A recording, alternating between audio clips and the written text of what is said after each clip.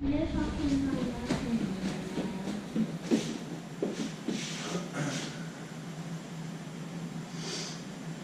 law about vaccines. So let's say you're going on a family vacation. You and your kids and your wife, and y'all want to go somewhere you haven't been to see some new culture or see something cool. Anyway, you decide to go somewhere in Europe, whether it be France, Germany, Britain, somewhere like that.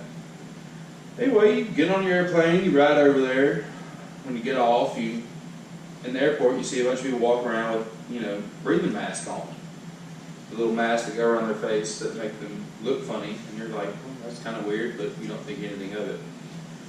So you get your taxi ride, and it takes you down the street to where you're staying.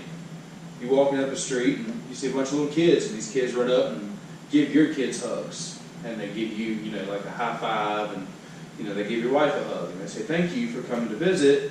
This is Britain or France or Germany, wherever you're at. So nothing happens from that. You go inside and sit down and unpack. You get settled in, spend a couple days there, and on the third day, you notice that one of your children, the youngest one, started acting sick. They've got a fever, bumps all over, breathing funny. Every time they talk, they make a weird sound, and they just look odd, like bumps everywhere. So you do normal mom and dad things, and you take the kid to the hospital or to the doctor. The doctor says, well, you have measles. And you say, measles? How did I get measles? So you start panicking. You worry about, what do I do? How do I treat this? And sadly, you picked a place where the hospital service is not that good. They're not able to treat it. So you just have to wait it out. They won't let you fly back home because the kid is infected with measles.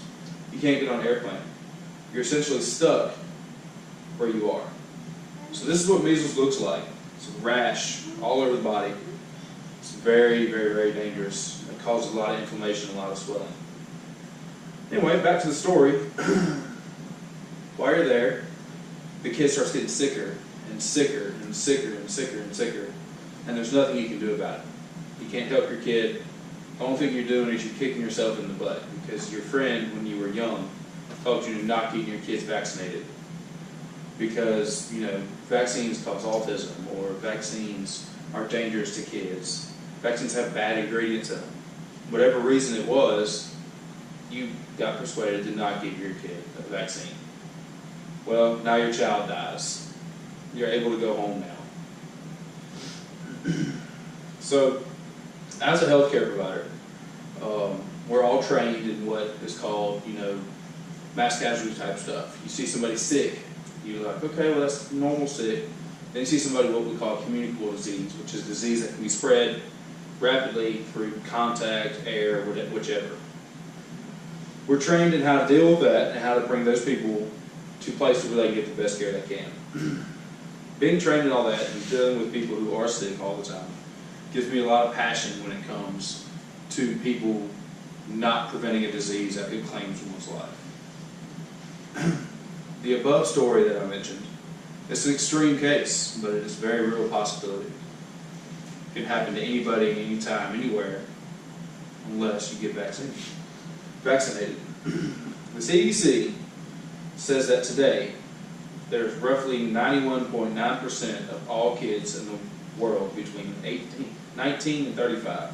Sorry, not the world, the United States. Between 19 and 35 months that have been vaccinated. 10% of them have not.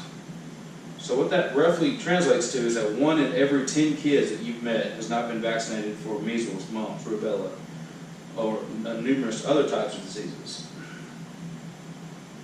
What this growing trend of not vaccinating your children, what this equals, what this means is more not vaccinated kids equals more dead babies.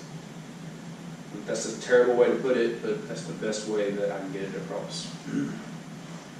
So measles and a bunch of other diseases, they have vaccines that the CDC puts out, and they put them out for a reason. Some of the diseases are polio, hepatitis, tetanus, meningitis, diphtheria, and pertussis. So if you look here, we have polio. It causes essentially a bunch of cramping in the muscles and tearing of muscle fibers, and they grow back funny. Mumps, which is included with the measles vaccine, causes thyroid swelling and giant goiters or weird looking children. So the CDC offers these vaccines for a reason.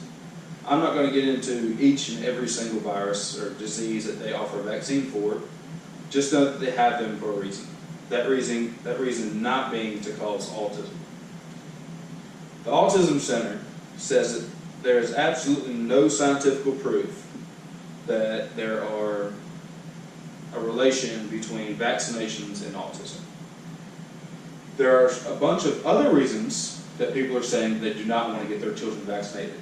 Some of them being religion, philosophical reasons, or personal beliefs that something is not right with the vaccines. But the truth, the cold hard truth, is that vaccines do save lives. One of the big things about vaccines that people say they don't want to vaccinate their kids for is because of the ingredients in vaccines. Some of the ingredients may not suit someone's lifestyle. They may not agree with their religion or some other belief that they have. But that same lifestyle that allows you to not get vaccinated, does that allow you to potentially get other kids sick or to watch them die because you didn't want to vaccinate your kid?